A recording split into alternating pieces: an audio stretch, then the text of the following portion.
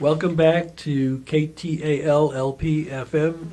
We're talking about what makes a planet habitable. And for this show and the previous show, we've been going on about the astronomical and geological conditions. What's our orbit? What's our star like? What kind of elements we were endowed with by a supernova or a neutron star merger. We did a little bit just now about properties of the sun that are required, such as having a long life. I guess I didn't really detail that you need that for evolution to have time. How long did we have just cyanobacteria and the like? About 3 billion years. And it's only fairly recently that we had multicellular organisms, especially multicellular animals. And if you take the evolution of humans, we're the barest eye blink on the whole process. So the other thing I said is you have to have the right distribution of radiation from the star at different wavelengths, you might say colors. So I went over a graph with John Nelson here, and I should have been doing like reading for the blind, giving more of a description of that graph, but in the region for vision, that's also the region for photosynthesis, which is the stuff that's supporting life, and likely on any other planet. We'll talk about that in a minute. Okay, the moon. We have a companion that's, about a fourth our diameter, and there was a lot of, you might say, analysis that said the moon was important for stabilizing the axis of our planet, the spin axis. Well, if the spin axis goes off of the direction where it's pointing up in what we call the ecliptic, the plane of motion of the Earth around the sun, then it could cause drastic seasonal changes. One example of a planet that's cockeyed is Neptune, which is almost spinning with its axis in the plane of its motion, and that means it is really cold on some side for a long time and then warmer on the other. It never gets very warm by our standards, not even close. But recently I ran across another simulation. Obviously, we can't create an Earth in the lab, so it's a lot of, you might say, extremely interesting mechanical calculations using gravity and other terms to figure out what would happen without the moon around the Earth. And the answer is we would never get too far off of what we have right now. We're tilted at 23.5 degrees with a tiny wobble, and that does change slowly over time. The simulations say the other planets really help stabilize us, and that makes sense if you say, look at Mars, look at Mercury, all these other guys. Well, Mercury doesn't spin much. Mars is pretty stable, and it doesn't have a moon as big as ours. So the moon is nice, but it's not all that critical for keeping our axis spinning about the right amount. Okay, now let's jump down to the planet. And this thing is a little weak here. We need land for intelligent life. Why do I say that? People think dolphins are pretty intelligent. Okay, but I don't think they have any electronic communication. If you want to consider technology as a mark of intelligent life that can communicate with us, you're not going to communicate electronically in water. Don't take your radio in the bathtub. So, how did the continents arise? Well, they weren't there initially. So, John, if you can get a shot of that.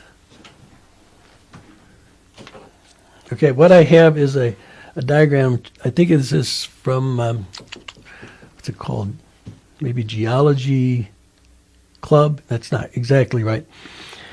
It's a sketch through the through the earth, a little cross section with depth, and it's just the top part. It shows the continents as sort of a blob that's lying on top of the ocean crust and what's called the asthenosphere below that.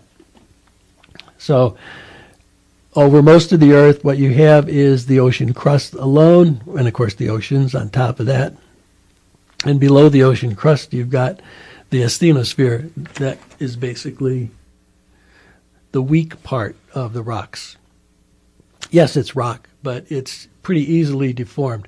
Now, the continents are sort of aggregates of material that's even lighter, that is less dense, and in a sense they float on the other stuff. They had to aggregate. They weren't there at the very formation of the Earth. It took somewhere between, say, 400 and 800 million years for them to form. But now they're a permanent fixture on the Earth, and everybody's basically seen diagrams of plate tectonics where all these guys moved around. And I won't go into those other parts there, but they were talking about what happens when continents get buried under glaciers and they sink a little bit. So the other thing about a planet is it has to be the right size. What's critical about size? Well, if a planet is too small, a couple of things happen. One is it has wimpy gravity, and that's not good for holding an atmosphere. Let's say we consider that the temperature range for the surface has to be about what we have on the Earth, the conditions for life. That means that you've got molecules moving at a known range of speeds individually, and there's a distribution of speeds. Some going slower than average, some going faster, a very few going much faster. Well, those are the guys that are in danger of escaping. And the only ones that really have a chance of escaping from Earth are hydrogen atoms. So we have water in our atmosphere. Some of it gets pretty high up. And sunlight, the ultraviolet, breaks it apart into hydrogen and oxygen molecules. The hydrogen molecules, in, you might say, rare amounts, are moving fast enough to reach escape velocity. So we've lost a little bit of hydrogen. But that's not the reason that we have so much oxygen in our air. That's from our friends, the cyanobacteria, originally. And now plants help keep that up there. So another thing about a small planet is the retention of the atmosphere against the solar wind. The MAVEN, what do you call it, spacecraft, I guess, went to Mars, sent by NASA, and I'm trying to remember when. I think it was around 2011 that it was active. And it was trying to find out the conditions above Mars, the solar wind and the remnants of a small atmosphere there. And it was pretty conclusive that Mars lost its atmosphere because it was just plain blown away by the solar wind. Well, we're even closer. Why didn't that happen to the Earth? Well, we have a magnetic field that helps deflect the solar wind. And why did we keep a magnetic field and Mars didn't? Mars is too small. Its core didn't stay molten long enough to get a dynamo, a magnetic generator. So its magnetic field died off, and then the solar wind blew away its atmosphere. Okay. Another thing that a planet's going to need to become habitable or continue is an ozone layer. And I picked ozone as a shield against ultraviolet because it readily arises when you have water on the surface, and that seems to be a requirement for life. And the ozone layer gets generated naturally, particularly if you add some extra oxygen from the surface, the cyanobacteria and other things liberating lots of free oxygen molecules.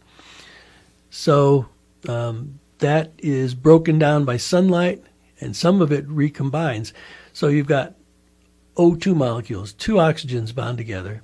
Sunlight can break them apart, the UV part, and then one of those free single oxygen atoms hits another O2 molecule and makes O3, which is ozone. And that tends to be a good shield against additional ultraviolet light. So that works as long as you don't have a huge amount of ultraviolet light. We talked earlier about the ultraviolet light coming from a very hot star. And that's way too much to be supportable. Let's see. We already talked about the magnetic field. It appears that started out about 3.5 billion years ago. I got that from a wiki site, Geological History of the Earth. I haven't checked all the references. That was pretty critical back when we were trying to keep the initial atmosphere, because the solar wind was apparently about 100 times stronger than it is now. Would have really stripped away our atmosphere. Now, another thing you need